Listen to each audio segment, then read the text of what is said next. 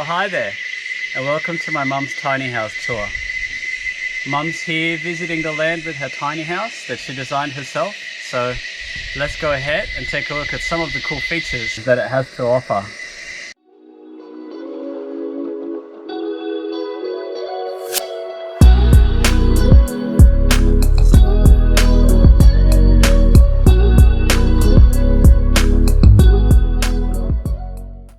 So I thought we'd start this tour off outside and show how we collect rainwater off the roof. And this is a real advantage that tiny houses have over caravans. It's a lot harder to have a sloped roof and harvest rainwater from a caravan. And so as we come down the slope, we've got a guttering system up here, which then runs down the pipe into this external 225 litre water tank, which after just one night's heavy rainfall is completely full. And so once we have this external tank full, we transfer the water inside the tiny house with a transfer pump. And so this tank is 225 litres in capacity, and the water tank inside the tiny house is 75 litres in capacity. So all in all, we have 300 litres of water storage that we can use at any given moment. And ideally, of course, we would have this massive tank inside the tiny house, but as it goes with tiny houses, they're not really big enough for a lot of storage. So this is a system that's designed to be portable and most effective to retain the most amount of water. And now, let's take a look at Mum's off-grid kitchen. So we're going to get started with these shelves you were saying, Mum? Yes, I love the shelves, not a cabinet, because shelves give you like more room, impression of bigger house, and you don't feel like trapped in a box. However, with tiny house, when you travel, you need to think about how to hold all things in a spot. So we designed the special shelves which have rods to hold the containers. And so we can see here, this looks like a mechanism from a broom holder, if I'm correct. It's a combination of IKEA and Bunnings, like IKEA curtain rods, and then it's a broom holder from Bunnings. And your kitchen is ready to use, all your containers. And now we have access to all of the food storage.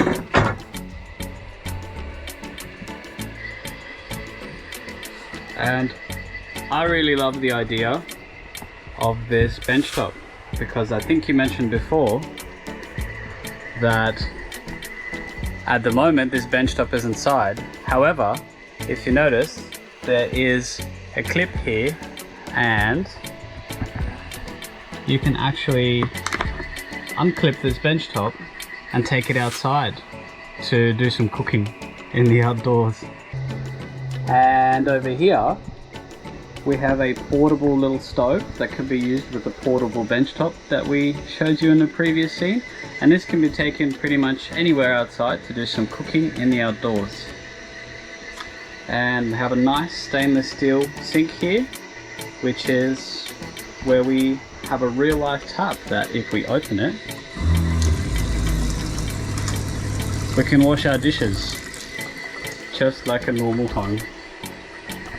We have nice little cup storage here and some more storage above the bed.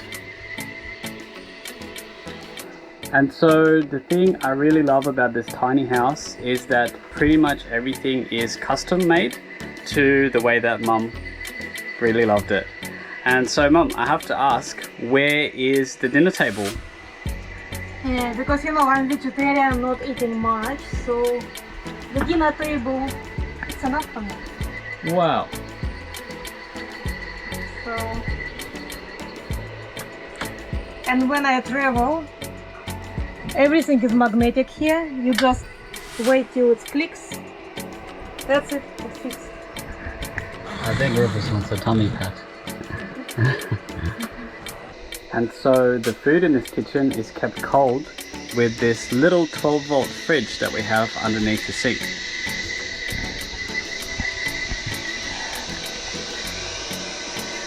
And the cool thing about this fridge is that if you're going away, you can just take that straight into your car and it just plugs into a normal cigarette lighter plug, like any standard 12-volt appliance. And now, what about storage? Where do you store all of the food and all of the clothes that you take when traveling on the road with this tiny house? Yeah, this house is designed for travel. So when you travel, you want more stability on the road. So all storage is under the floor. And ideally, it should be in heavy-duty boxes, which is mouse and rat proof, because in outback you have a lot of problems with rats and mice. So this is kitchen supply, organized, and oh my goodness! It's a lot of storage here. More storage. It's like it's snorkeling, it's my clothing, it's tools, and yeah, it's more storage. If you look at here, so this is convenient to place blankets. Look at that, it's empty. And because it's a long storage space, 4.5 meters, so, and it's a beach house, so ideally I can put paddle boards, surf boards underneath. Currently I have my snorkeling equipment. I'm planning to buy some more underwater equipment. I love the idea of a paddle board. That is cool. And now, something that I bet you guys can't help but to notice is the walls. This looks like a pretty awesome job done with some Venetian plaster, if I'm correct. Yes, it's Italian Venetian plaster, which the concept is no paint and no toxic materials. So this is like a lime plaster, which is very healthy and good for everything. When it's cured, it looks like a marble with cool lighting. I will show you the lighting system. You see how the light's streaming and it's like a mirror surface. And this is my TV and computer. It's all you need for travel. I just really love the feel of this plaster. It feels a little bit like glass, but smoother and softer. It's about 7 layers, layer by layer, and then when you're polishing the whole structure and the whole layers will appear and you see different colors and you see the depth. I love the one in the kitchen as well. The kitchen one looks really cool. Yeah, this is called Outback Red. So I wanted to combine these bright red colors with calming blue colors.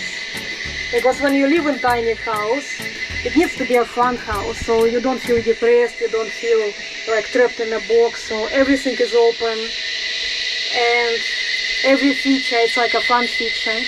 You see, like, everything should be good for your mood and you need to enjoy your travel. Another notable feature about this tiny house is that at night it completely transforms into a dazzling light display using energy efficient LED lighting. Let's go ahead and take a tour.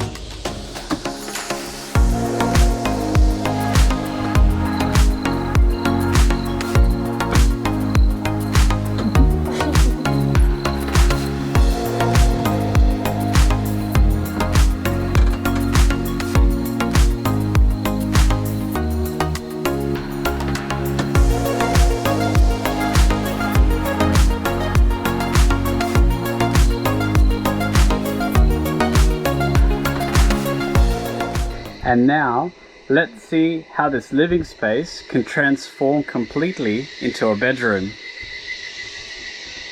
But first, let's move the dogs. Come on, Bella.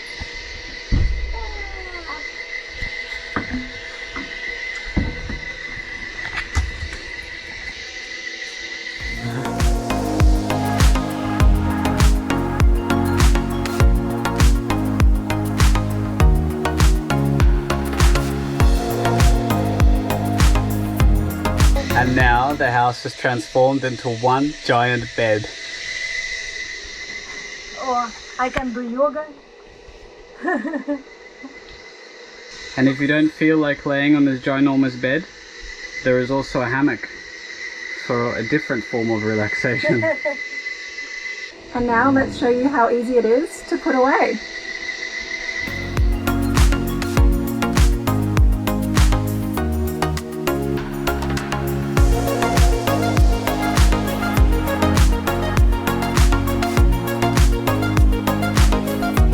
I think the hammock is Sarah's official favorite spot in this tiny house. This is some ultimate relaxation. Very relaxing, and I love the cool breeze from the cross ventilation. Which comes through this door here and exits out these massive windows here, or it can go on through to the back and create a cross breeze that way. Or I imagine on a windy day, the wind may come in from all three directions and create a tornado of relaxation around you. Definitely. Nothing more relaxing than a tornado. And now, let's take a look at the bathroom. Welcome through. One of my favourite features is this shower. I love the shower curtain. And as you all know, we have an outdoor shower at the moment. So this is like luxury. 5 stars. Hot water on tap. How nice. And there's even a water filter on this shower, so you can actually drink this water that comes through. Another really cool feature about this shower is the water that's used goes into the grey water tank, which is then used to flush the toilet over here. So into the drain the water goes, and then is pumped into the toilet. And I saw that we have a yacht toilet in this tiny house, which is a quite unique feature for a tiny house. So let's take a look at how this works. I don't like dry toilets. I feel like water is better and it keeps it clean. So you can pump water in if it's open, or when you travel, close the tap and then you lock it. First you can pump the leftovers of water, and water is coming from grey water tank. So that's it. The toilet is ready for travel. And now let's take a look at where the black water goes from the toilet as part of the zero waste sustainable system. And so now we're back outside for this one, and we're at the final point in our journey. We followed the water all the way through the house, and now we get to see where our rainwater ends up at its final spot. So from the toilet we went, all of the black water goes into... This is the most craziest part of Rainy's house, because it's not hot water system like everybody thinks. It's a worm farm. So I travel with my worms. A portable vermi-composting toilet. Yeah. So, and because amount of water is not big enough, so it's possible with reducing amount of water, make all water to evaporate. And whatever you have kitchen scrap, you put it to treat the worms like dessert. They're hard-working worms. A nice tasty snack for the worms. And so the water goes in here, along with the biomass and the compost. And the worms are going nom nom nom nom nom nom nom. Worm tea, yum yum, into the evapotranspiration beds. This grass is awesome. The dogs love it too. This smells interesting, says Rufus. And just one more stop for us to cover, now that we've seen how the water travels through the tiny house, is how do we generate power? And Mum's here to answer this question. Sometimes you can't spot exactly ideally for solar.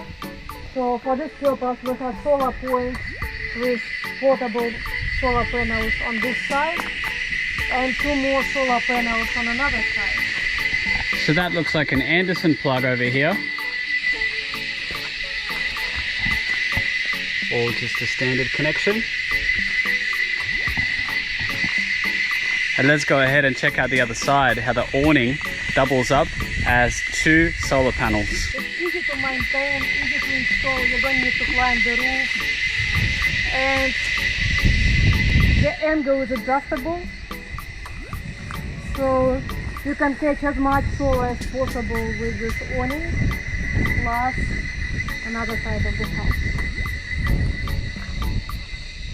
And so from the 2 solar panels, or the 3 solar panels if you've got the external one connected, the electricity flows through a charge controller straight to some 12-volt batteries, and then from here there's a simple connection to some USB charging ports inside the house. This brings us to the end of today's adventure. If you enjoyed the content, don't forget to like, comment or subscribe to our channel to see how we set up our new life out here in the Northern Rivers region of New South Wales, Australia.